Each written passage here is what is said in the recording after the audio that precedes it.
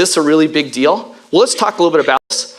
There are $7.7 trillion in credit card transactions last year, costing consumers hundreds of billions of dollars.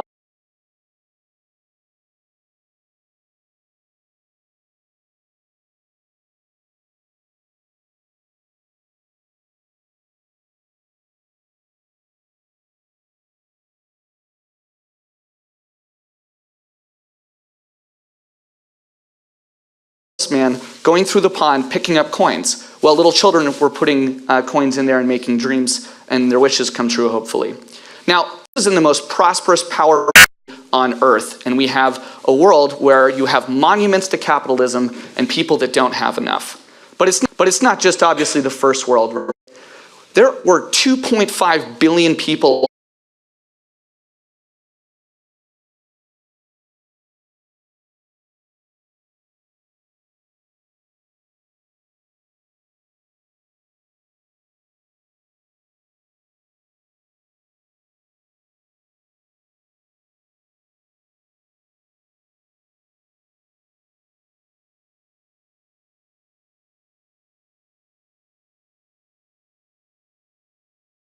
and computer scientists in the world. And what's really neat is it invites everyone to come participate and make the project better. So we actually have a way of upgrading this system to make it faster and more effective over time. So what is going to happen next is kind of the big question that's been asking. Well, every single year, 2009, this network has quietly doubled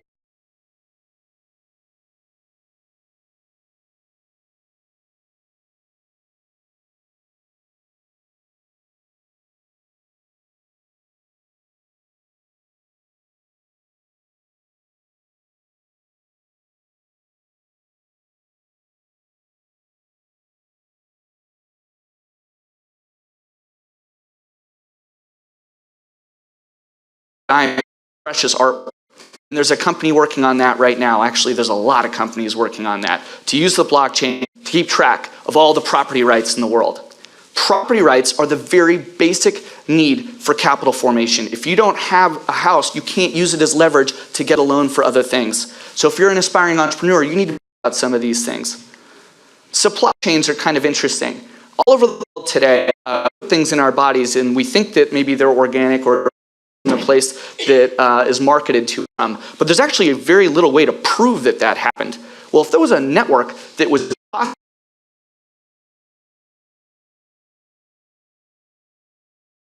a fishing boat to transportation to our plate, and we could verify the provenance of all those things happening, we could bring radical transparency to the food we put on our plate, much more than that too.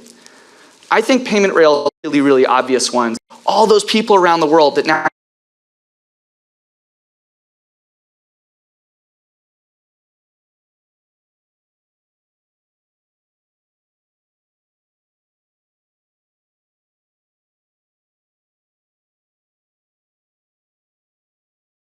who hold pounds in our balances saw appreciation of 15%.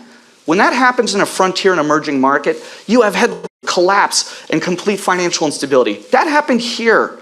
And it wasn't just here. It happened in Argentina, in Venezuela, Greece, in Ukraine, in China. Why is the money devaluating?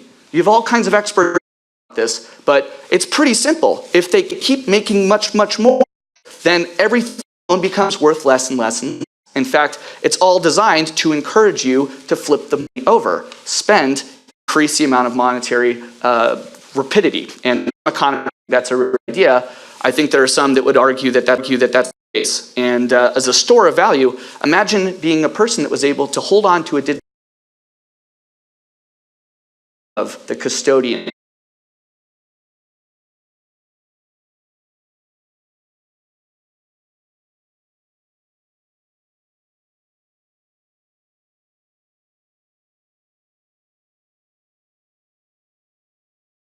And if we all took out a 20-pound note today and looked at it, we might think it was kind of funny, right? We'd have to explain who the old person is and why it has all those numbers on it.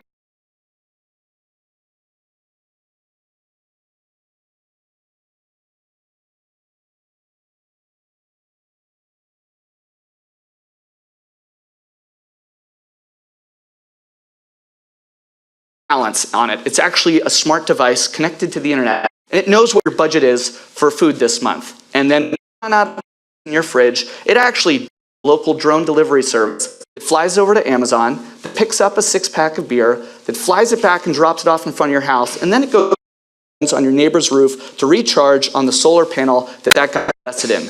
And when that all happens, a geolocational trigger goes off, the refrigerator makes payments to everybody, and you have beer before you get home.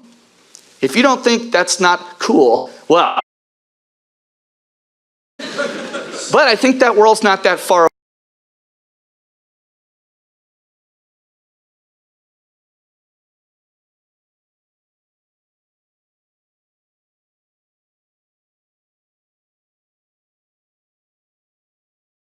Or a child sending remittances back home to your parents.